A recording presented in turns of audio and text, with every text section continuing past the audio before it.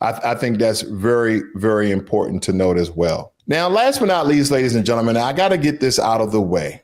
Where would America be without racism? Where would America be without Black people?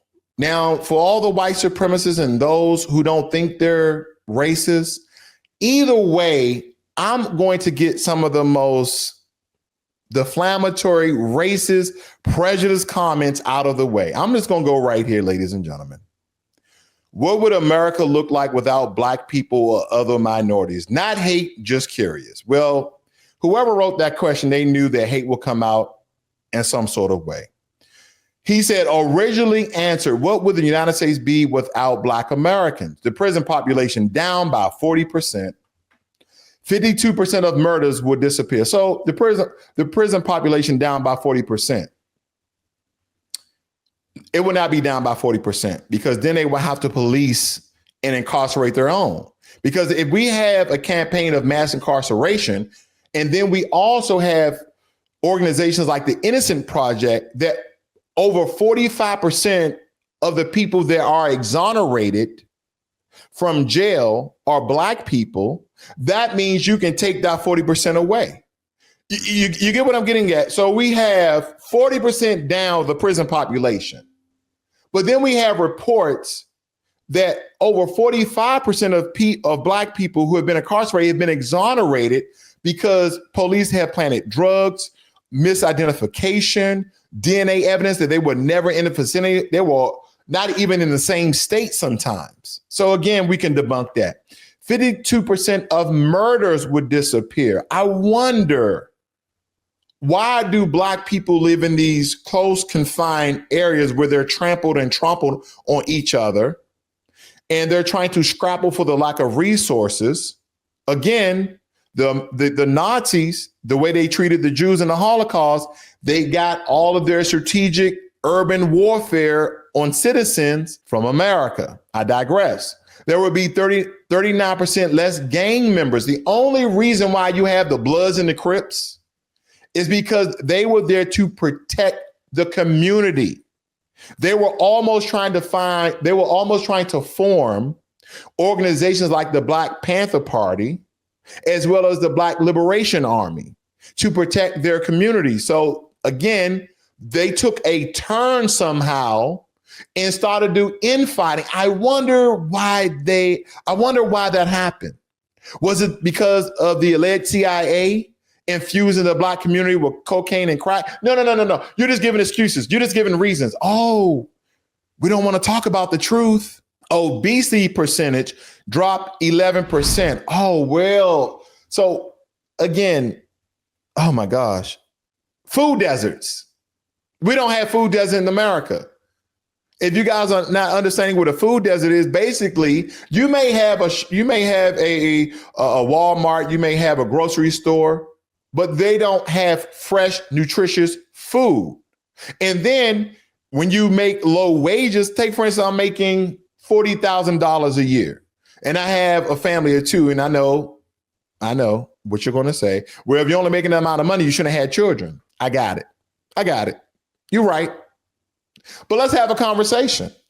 When it comes to Black Americans' diets, and we have a large population of our people obese, a lot of the food we're eating are based on European dietary standards. A lot of bread, a lot of potatoes, a lot of pasta. We shouldn't be eating that. We should be eating fatty meat, vegetables, and fruit. I digress. Average IQ will go up to 7.4 points, putting us third in the world, tied with Japan. Well, why are, and he's kind of insinuating that Black American IQs are very low. Again, Donald Trump, every time he seems as though in the past month or so, he's talking about a Black person. Oh, that's a low IQ person. Remember, he called Charlamagne the God low IQ. He called, what's the representative name out of Houston? The female. He called her low IQ. Jasmine Crockett, low IQ. But here's the thing. Coming out of slavery, and I know I'm going back, we could not in slavery, we could not learn how to read and write. You prevented us from learning. Then some of you would say, oh, well, what's your issues now? What is your excuses now? Well, the taxes that people pay within a state, let's take, for instance, Illinois, since we're in Chicago. Let's take, for instance, Illinois. So again, you have a prominent part of the city. Okay, you have a very affluent part of the city. There people are making $80,000 and up. Then you have a less prominent part of the city, or the state rather. There's making $50,000 and below. And because the way these states and cities are divided, the taxes paid here would be allocated to schools in this area and vice versa. So these schools will always get more money and more funding, meaning they will have more resources, more updated textbook, better facilities, etc. While these are just trying to maintain what they already have. It's not like the state Department of Education comes in and say, okay, here are all the tax money. We have $2 billion. We're going to give this area $1 billion. We're going to give this area $1 billion. No, it's more like this. We have $2 billion. We're going to give this area $1.8 billion and give this area $200 million. Folks, look it up. I'm not spitting conjecture. These are the facts. Because again, if you put us on the same playing field from birth to death, that 7.4, which is an arbitrary number to me because I didn't fact check this, I'm just looking at it, okay, to debunk it to a certain degree, probably would be non-existent. We probably would be with Japan. Average SAT scores will go up 100 points. AIDS and HIV down by 65%. You know, I could have just popped up a bunch of statistics to debunk a lot of the things here, but I won't, because I have a bigger problem to crush. Ladies and gentlemen, because if we continue to allow some of the very stereotypical things to foster in American society without debunking it, people are going to start to believe it. More and more people are going to start to believe it, and it's going to hurt the Black American community more than what you know. I was just reading a report that foundational Black American women are losing jobs at an alarming rate without racism.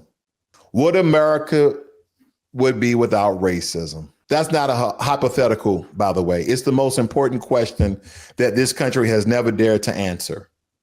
Because if America had chosen equity instead of oppression, this nation would be unrecognizable today.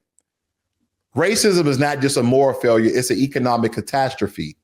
Because according to a 2020 Citigroup report, racial inequities cost the U.S. economy $16 trillion over the past 20 years. The IMF projects the closing racial wealth gap could add $1.5 trillion to the GDP by 2028. And some of you are crying foul. Because all these racist things I just pointed out to you guys, all these, again, stereotypical things that is not backed by statistics. Some of them are, some of them not, just to be very transparent. What would America be without racism? See, some people keep stating, well, slavery was over such a long time ago. And I'm going to continue to push this. Have your group, have your race of people to go through what my group and my race of people have been through, and see where would you be at today, and see if some of those long ago barriers, prevention methods, systematic oppressions, blockades of progression in the Black community, to see where will you be at today without racism.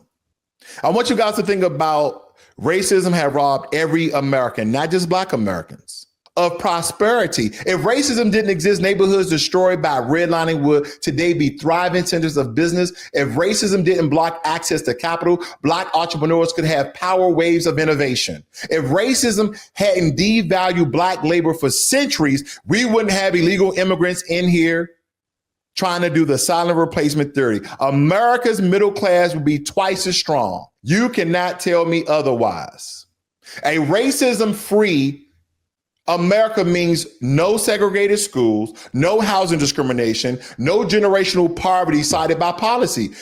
Richard Rothstein, I believe, The Color of Law, show how federal housing programs intentionally segregated America, robbing Black families of trillions in home equity. Remove the policies and you'll remove the racial wealth gap. And as it was stating on the report, The U.S. imprisons black people at 5 times the rate of white people. And you would say, well, they're doing 5 times more crime. Michelle Alexander's book, which I do have in my repository, The New Jim Crow, lays bare how mass incarcerated replaced Jim Crow as a new racial caste system without racism.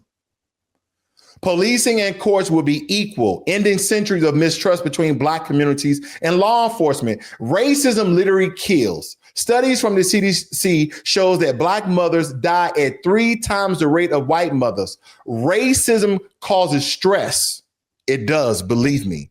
Illnesses and premature death. Without racism, ladies and gentlemen, America's life expectancy would rise and healthcare disparity would shrink, because either you are inciting racism on a group of people or you are subjective to the racism as a people.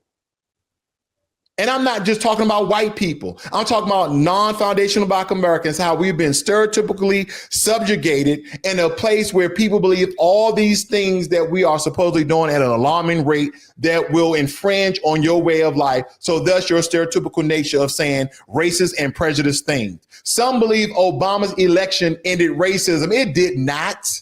It adapted. We see it in police violence, voter suppression, and disparities in wealth, housing, and education. A truly racism-free America would mean race no longer dictates opportunity or outcome. That's the promise America never delivered. We know that racism divides, but without it, without racism, I want you guys to really think about this. America would be united. We first thought that music would combine us. Did you guys hear Big X's Plug new CD? He had a bunch of, on every track, he has a well-known country artist. And it's a really good CD, by the way. A lot of these country singers that's on there, they can sing their butt off, by the way. They thought that sports would end racism. None of these things have. Have they made race relations a little bit better? Just a little bit. If we were to draw on the full talents of all its people, I really want you guys to imagine a country where instead of suppressing Black genius, it's amplified from it. Black people geniuses, well, he just said he had low IQ and average SAT scores. Okay. I want you guys to look up Moses West, who created the atmospheric water generation. I want you guys to look up Julius Brown and Nature Jab making plastic or making fuel out of plastic. I want you guys to just look those two up. Because again, I don't need to go back in history to give you examples of Black Americans' greatness. I really want you guys to really imagine, instead of suppressing Black genius, how could we can amplify it? From Gerard Morgan to Katherine Johnson, from Madam C.J. Walker to today's overlooked invaders. How many world-changing inventions and ideas were lost because of racism stood in the way? And people just can't believe some of the things that foundational Black Americans have done. We've done a lot of great things and we're still doing it today. But it gets overshadowed and overlooked because of prejudice and racism and neo-Nazi formatted ways of thinking. So where would America be without racism? I believe that the answer is very, very simple, ladies and gentlemen. We would be richer, healthier, and fairer and stronger. Racism has been America's greatest self-inflicted wound. And until this country heals, we will never know our true potential. See, slavery promoted and positioned America to be the richest country in the world. And from that, you have racism and prejudice and bigots. And because they didn't cut the umbilical cord of slavery and Jim Crow and the Black codes and suppressing Black progression, it is now hurting us. America would be $16 trillion richer without racism. And again, this is not about hate. It's about the truth. America without racism would only be a better country for Black people. It will be a better country for everyone. And this is the things that we have to talk about if we truly want to have a better America. If you truly want a better America, we can get rid of the illegal immigrants. We can deploy the National Guards in all the major blue cities and decrease crime. But until you understand what this country has done and how this still affects foundational Black Americans today, and how and if we ended racism systematically, because we may not change the hearts and minds of the people, by the way. We can't just going around, hey, you should love Black people. If you love Black people, give them a hug. I've been seeing those signs. If you're not racist, give me a hug. What? We have to eradicate racism and prejudice from the system. Then this will be not only a richer America, it'll be a better America.